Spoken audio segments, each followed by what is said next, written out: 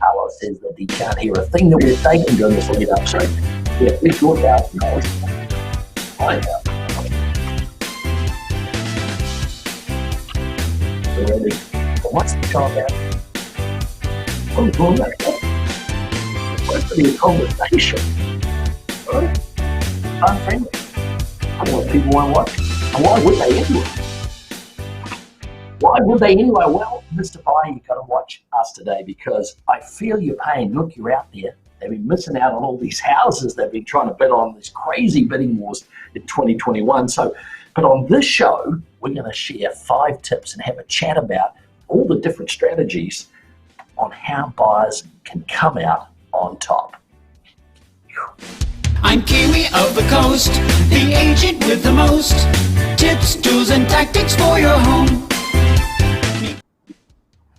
Hey, and welcome to season 2 of the Kiwi of the Coast show. Hey, I'm Kiwi, your host, and of course, Sugar Shane, my co-host right next to me. And look, this is the show with the most tips, tools, and tactics, so they say, to help you navigate that crazy real estate market out there. And it doesn't matter if you're just a first-time home buyer or if you're a seasoned luxury investor, this show's for you. So stay tuned because we're going to chat about all of those buyer tips out there. And look, you buyers, if you're frustrated out there, comment down below. We want to hear about all your pain because maybe we can help you. Righto, let's dive in there. Tips for sellers. Do we have any tips for sellers? No, these are tips for buyers. Tips for buyers, Kiwi. Come on. Right, We're trying to help buyers this time. I know you're all frustrated out there. Ah, man. So what do you do? What do you do, Mr. Buyer? Well, you've got to focus. You've got to focus down there. Laser focus. On the marketplace that you want. Okay. Now, what was that guy the other day that it was you were out touring? And he is all over the place. I'm in Newport Coast. The next minute I'm in Huntington Beach. Then I'm in Newport by the beach. Then we're looking at duplex, single family condos. Too much scattered. Oh, can't be scattered. You got to be focused, narrow, know where you want to go. Yeah, and it's an area that when you want an area that you can walk your dog in, okay? Because you've got to focus on the area you want. Because you've been looking macro for a while, and now you've got to hone it down to that area, those blocks where you know you want to spend time with your family and live long term. So start early, right? Get up early, coffee, get on the computer, look at our updates. Shane, you're sending them the old automatic updates, just like we are. So check our updates that we're sending you. Check the coming soons that Shane's sending you. Hey, and jump on Redfin and Zillow. Zillow, but don't look for those Zillow values. You got to be in the know, though. You want to be first to know. Yeah. What about your social media, man? You're like pumping out all these coming soon. Hello, we got a coming soon coming in the Heights, right? So lots of agents on their social media these days, they're pumping the coming soons. Work with a good agent who's known in the area, who has a relationship with a lot of other agents because he's following those agents or talking to those agents so he can get you in the know immediately. Exactly.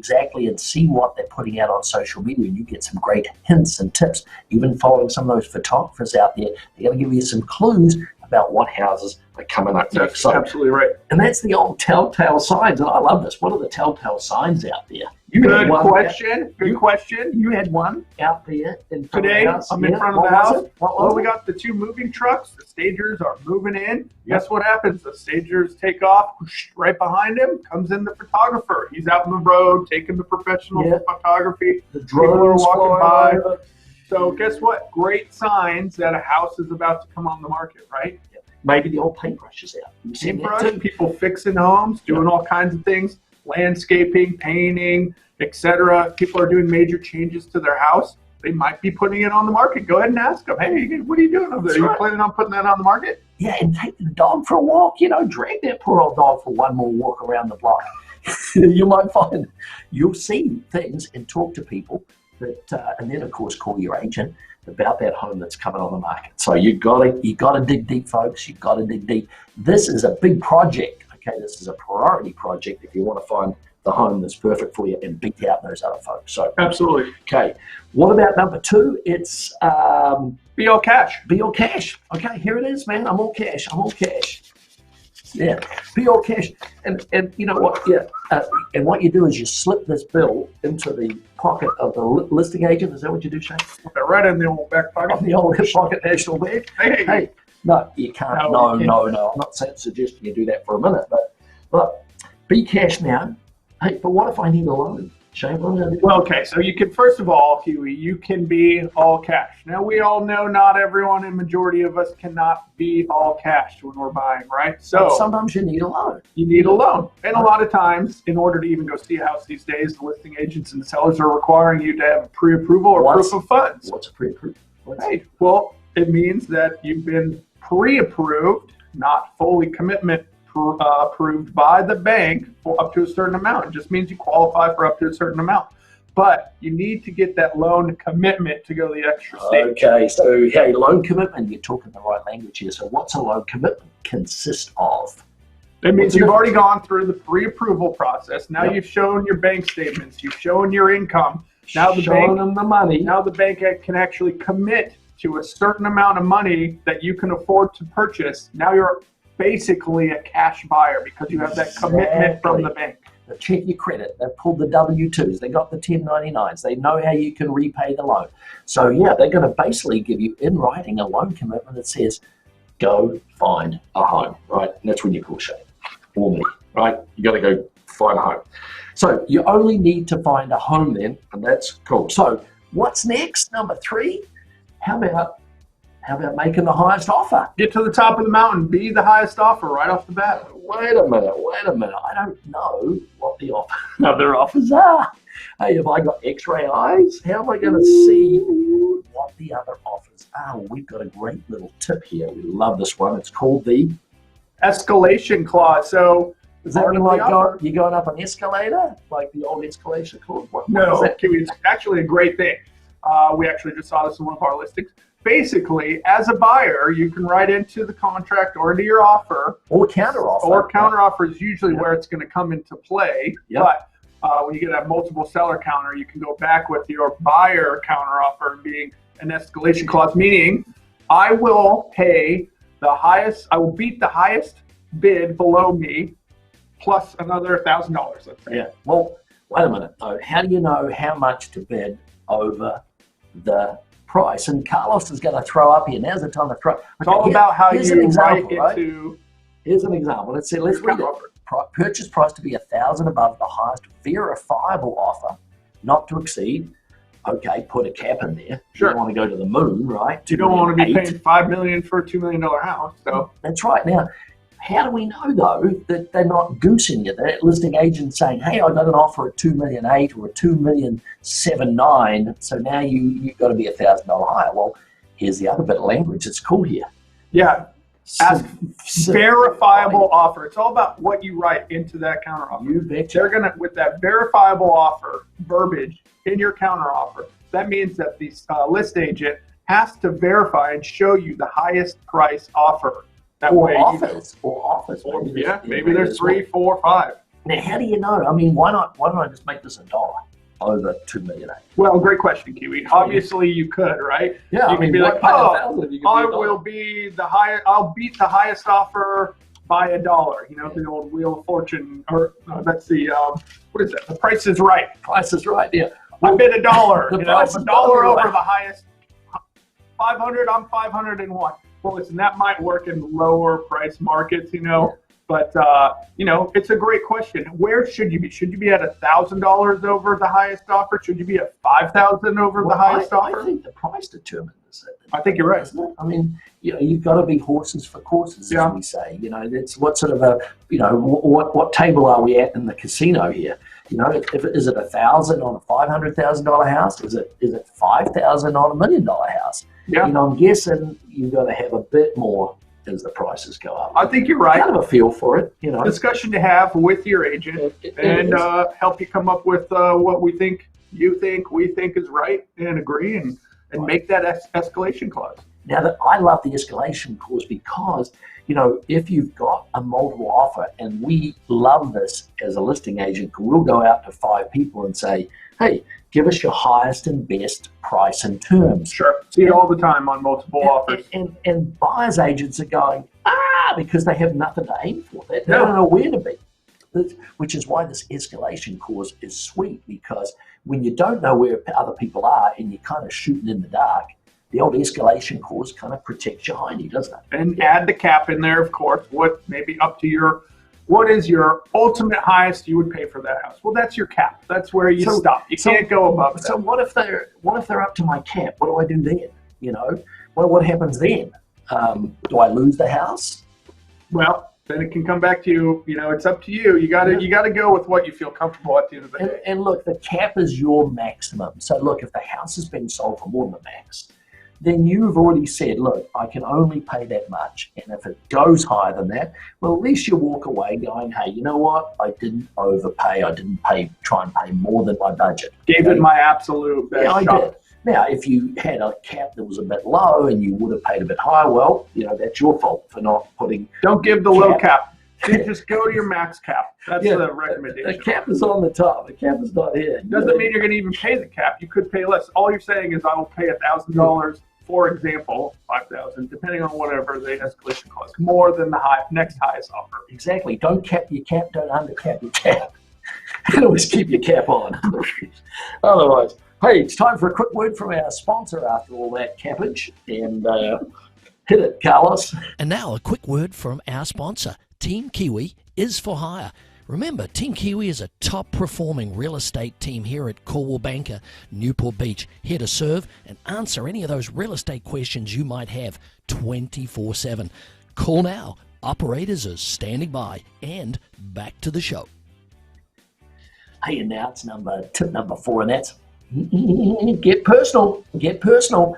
What do we mean by that? Yeah, you don't have to physically get personal, but it's always helpful to throw in the old picture of the fam, bio. Yeah, don't you think? Some info about who am I? Maybe you'll connect with the seller in some sort of way. They'll feel like you're the right fit for their house. Yeah, family, 2 kids.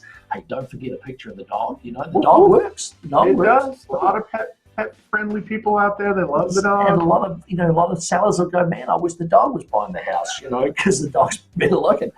And let's face it, today with the COVID environment, sellers aren't getting a chance to even look and see buyers, are they? They're not getting. It's almost a zero interaction, right? Yeah, don't ever see them. Don't ever meet the potential buyer moving into the house they've built so many memories into, or whatever it may be.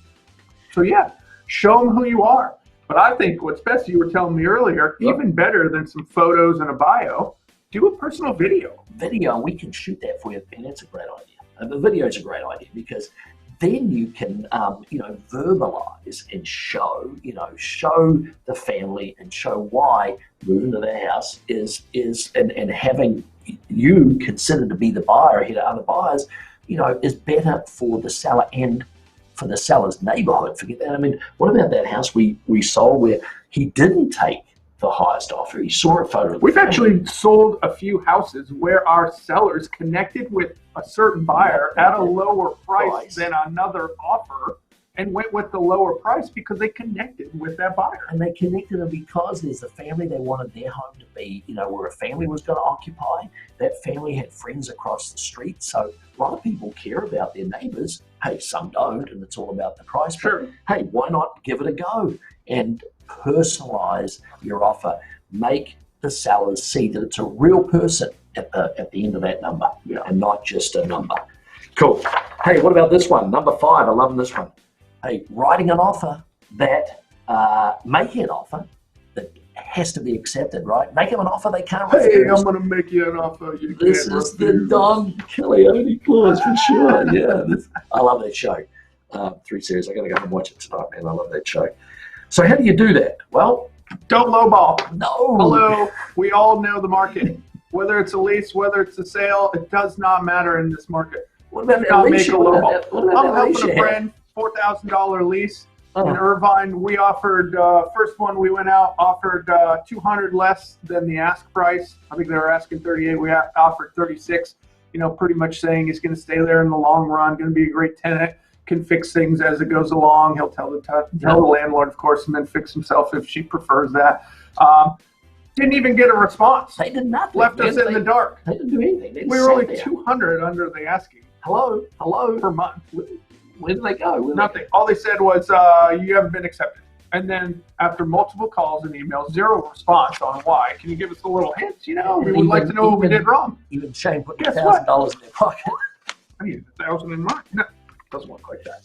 No, but honestly, finally I got a hold of the agent. She told me the landlord was upset because we offered $200 a month less than the asking price. What? I mean, that doesn't make sense. But look, that's what's going on out there first. So real estate, can't we negotiate? Listen, buyer's market, it's not. It's a seller's market. So remember these 3 words: full price early in today's market. It's the old FPE. And sometimes you go in full price, that seller's got his home on the market all prepped, hasn't seen any other offers yet because you're in early, sees the full price and goes, you know what? There's the photos, there's the this, it lines up. It's got a lot of seller terms I like. Hey, let's just take it. Let's just take it. So we see that a lot. They don't even want to look at other You find a offers. house that you walk in, you're one of the first people in, and your jaw drops and you're like, I got to have this house. Guess what? There's going to be 10 people behind you that are going to say exactly the same thing.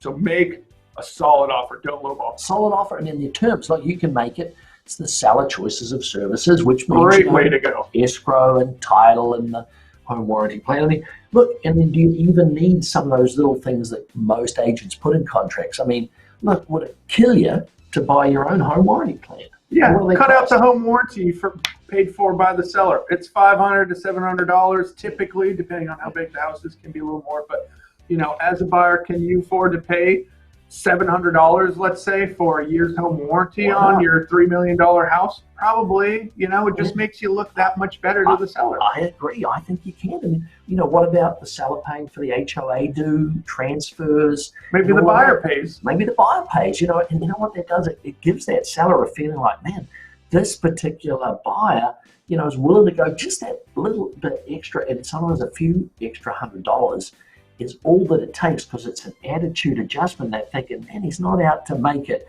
seller cost, but he's willing to step up and pay some of the costs of the transaction. In an extreme case, hey, you could do the escrow costs. You could pay a lot of the seller costs. That's not a huge part of the transaction, especially when you're getting up in the 200 or the 2 million mark, right? Listen, if you want to get extreme, you could even pay commissions. Yep, you could, and we've seen that Depends happen. on price points and whatnot, but you could even pay commissions. You can. And what about the no contingencies strategies? Great way to go.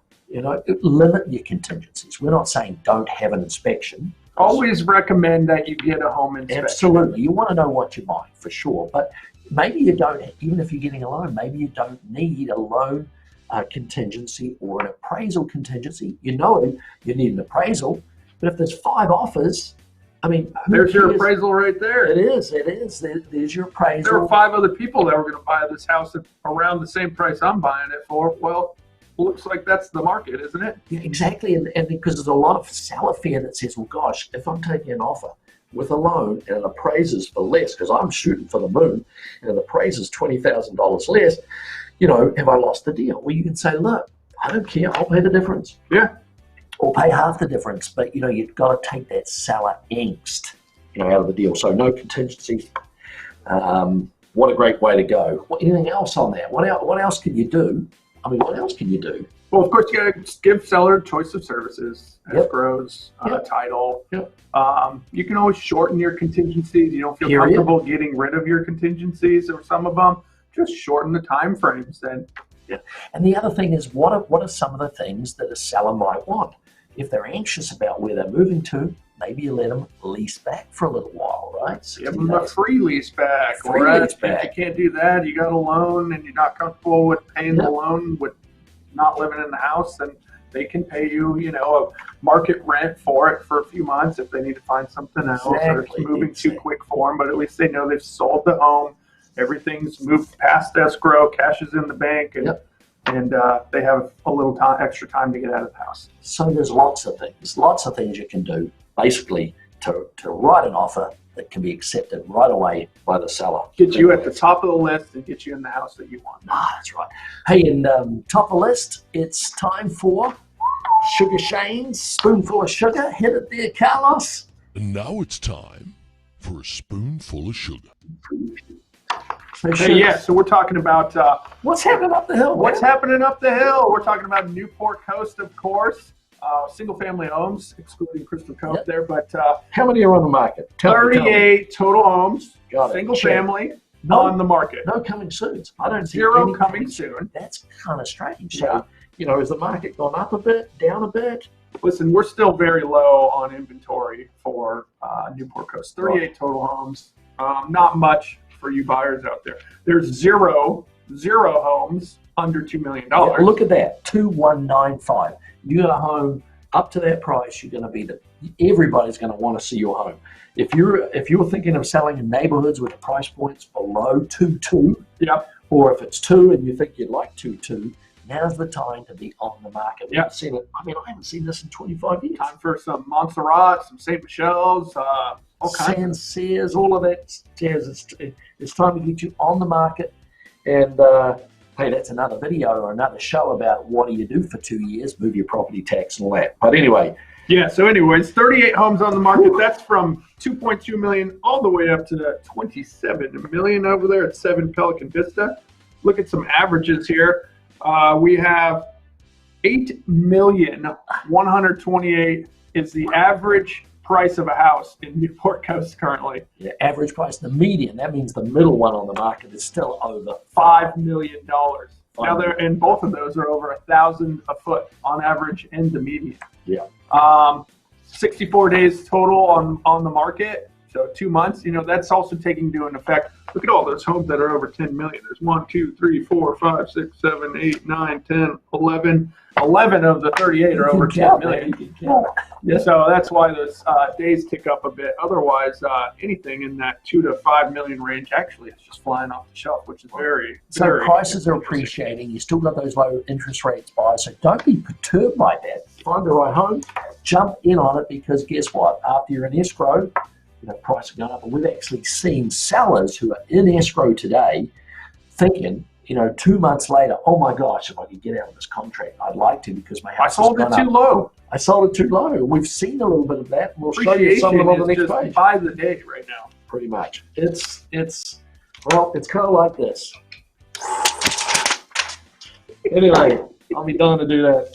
Anyway, I can't even see my page. Hey, let's see what happened. What's been happening in the last 2 weeks as far as coming on and off the market? Let's see. What do we got? 1, 2, 3, 4, 5, 6, 7, 8, 9, 10 new ones. So we got 25 total homes that either come on the market or gone off the market. 10 new ones, as Kiwi said. 4 of those are 16 million or more. Now we got 5 Tesoro is our least expensive home to come on the market in the past 2 or 3 weeks. That's at 2,475,000. Yep. That house, 2,300 square foot, almost 2,500,000. That's the least expensive home that's come on in the past 2 or 3 weeks. And then you see 38 Vernon there. We saw that home. That's a planned 3 in Rivage, nice neighborhood. Yes. 3 C terraces next to the one that we've got under contract at 5 C terrace. They had it sold. Then it came back on the market, and now they've upped the price to $2,900,000. Maybe that's why they didn't sell it before when it was listed for less. They're beautiful, Yeah. single level, Nice. completely remodeled that house. Beautiful home. 5 Wayside, Wayside, we have some history with that one, don't we? we sure do. On the market, Pacific Ridge. bought by an investor, remodeled, now back on the market. He's trying to profit take on that one. 16 High Point's the same. High Point, saw So that those one with are- my clients. those are That's a flips. very cool lot, very big lot, completely remodeled. Home looks better in person than it does in the pictures. A little tip from me. Got to go look at that one if you're a buyer in the 3.5 to 4 million range. Looking at views in the 5s, 7 overlook. I'm liking Heights. that. I'm liking that. 4,000 square feet. And then we're Okay. just up and away. We're to the moon after that. What- 16 million, 16 and a half, Yeah. 21 million, Yeah, it's all big money there. What about under contract? 27 million. Under contract, we got 9 homes that have gone under contract. So wait a minute. You've got 10 that are active that have come on, and you've got 9 that have come off. We're So, about man, that's like same on, same off, same on, same off, just no about. wonder we're in that low inventory status still. But look at the price point there. So we were just talking anything under $2 million, 15 Chatelaine, 1,950,000. That was on for all of 10 days. And we it's gone. thought, oh my gosh, that's far too high for that neighborhood. Interior Guess what? lot, non-view, We're recalibrating our visions there because obviously it's prices sold. are going up. And the same for my friends there at 24 Andiamo, coming on at 2515, the last model like that with a view. sold for Non-view, 2, interior lot 3. again. Yeah, 2.3, and now it's 2.5 without a view. Yay. Anyway, so whatever that one's selling for, and then the list goes on. Hey, there's your 9 Ronsard. Didn't you just popped the tenant out of there? Yeah, that was my tenant. Had to go move him over to Shady Canyon because they pushed him out. We're coming on the market. That didn't even come on the market. That was coming soon, and it went under contract before it even came on the market. 5C Terrace, bottom of the low there. Hello. We love 5C Terrace. It's the one with the tennis court and the fly-in. Basketball court. Basketball court, get it right. Hey, and that comes with a basketball if you buy it. Anyway, that's under contract. Too late. Got backup offers on that one. Going, gone. And the list goes on. What else is exciting in there? Want to switch to the closed? Closed. We got 6 total homes closed. Wow. 2 of which are ours. Exactly. 4 Pavona, 10 Augustino, right there. We got a third of them closed this week. Hey, good job. Good job. Anyway, putting some dollars in our sellers' pockets and the buyers' pockets too, because I'm sure those prices have gone up since those buyers have bought them. So, man, all cool. Man, exciting to look at all those numbers, isn't it? But hey, what's our pick of the week, Sugar Shane? Ooh, I love this one. 453 Santa Ana, Newport Heights. Blow it up, blow it up. And this is the house that you told me when you're walking down the street at Halloween. Everybody stops to look at this house because they love everyone's favorite Spanish-style home on Santa Ana Ave. I swear, everyone stops and looks at this house. Newport Heights. Newport Heights is a great location. It's got the alley, the nice big alley wide access street. for your 2-car garage. Look how close the ocean is down there. It's a hop, skip, and a jump from the ocean. Quick walk to the park over there with the ocean views. Love the Spanish style. Look how we made the trees move when we did this. Ooh, this is pretty good. About a 5-minute bike ride. You're at the beach. Yep. 4 bedrooms, right? 4 bedroom. 3.5 bathroom. 1 bedroom down with ensuite. Great granny in-law suite down there. Still have the powder room down as well for guests and people that come to visit. Great location for the doctors. Doctors financing is absolutely fabulous right now. Right by Hogue, across the way. Yep, there's Hogue. There's the beach. Look at that. Yeah. Kids can walk to school, ride their bikes to school. Easy commutes. Can get up to 17th in a matter of seconds. Really, just a beautiful home. Everyone loves the Spanish style. It was built in 2000. Actually, it's 3660 square feet. I think Kiwi said. Yeah, park the motorhome along the side yard there. And what do you got going on the side? What do you got going on Saturday there? First showings on Saturday. Probably going to be there all day by appointment. But just give us a call. We'll get you in. We'll get you on the schedule and get you legit. But it's going to be a busy one on Saturday. This is one of those houses. You got to be top of the list there to come in strong with your offers and come in quick. So, call Sugar Shane. What's your number there? 949-424-6382. So give Shane a call. Get on the list to show it because it's appointment only because of COVID. We'll have the masks and the gloves. Sugar Shane's going to be out front there on the doorstep, and you can go look at that house in 15-minute intervals safely, securely, and be in there first. And, based on the theme of this, what should a buyer do hearing this on the Kiwi the Coast show? They could get in early on this house, call you, right, and be ahead, offer full price, $3,185,000. $3,185,000. Listen, the seller's redone the countertops in the kitchen, added a home audio surround sound, Sonos hooked up everywhere. It's a beautiful house. Has a fantastic layout. One of the most usable layouts I've ever seen in a house, with the 3 bedrooms up, including the master and 2 suites for the kids. Nice. One down in the front of the house, removed from all the other rooms, so that you have a great guest room, formal living, dining as you enter the house, and then it just really opens up to open living, family, and kitchen and breakfast nook. And it's hard to talk about with showing you the inside of the house, but go see it. Beautiful hardwood floors. Home's been all repiped with the PEX, so it's ready to go this weekend. See Sugar Shane down there, and man, I think that's all from us.